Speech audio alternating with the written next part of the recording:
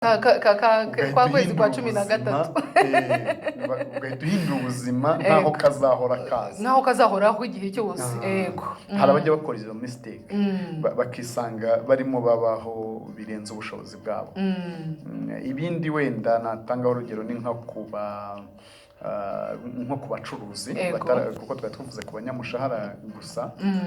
Abacuruzi hari igihe agira atya akitiranya ntabashe gutandukanya inyungu n'igishoro, akabona amafaranga arayabona muri case cyangwa kuri konti akabona ni menshi, agahita agira ibitekerezo mu mutwe by'icyo akwiye gukora, kandi mu by'ukuri atabanje kubara ngo bavuga ati ayanjye y'inyungu ni ayahe, igishoro kirimo ni ikihe, imisoro irimo ni iyihe.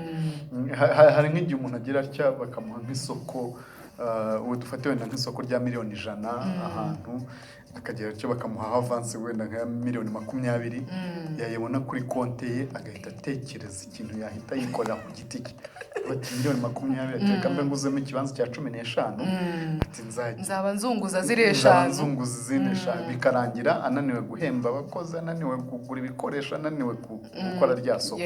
Udatandukanya inyungu n'igishoro ku bacuruzi nabyo bikunze kubatera kubaho birenze ubushobozi bwabo. Mu by'ukuri rero numva nizo mpamvu abantu turimo tuganira bakurikiye Royal FM bakwiye kubitekereza, kubera ko iyo ubayeho birenze ubushobozi bwawe biba bikuganisha mu bukene.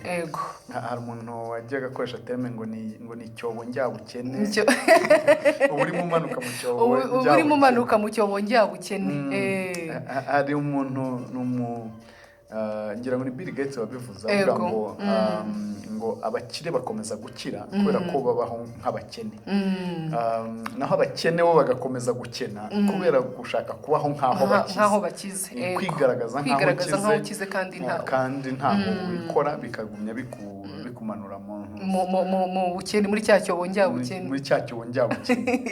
Ngira ngo nk'impamvu nibyo wenda byeme dushobora no gukomeza ku bimenyetso bigaragaza ko umuntu arimo arajya mu cyobo njyabukene cyangwa se ari kubaho mu buzima burenze ubushobozi bwe. Turabigarukaho mu kanya. Izo zari impamvu nyinshi cyane.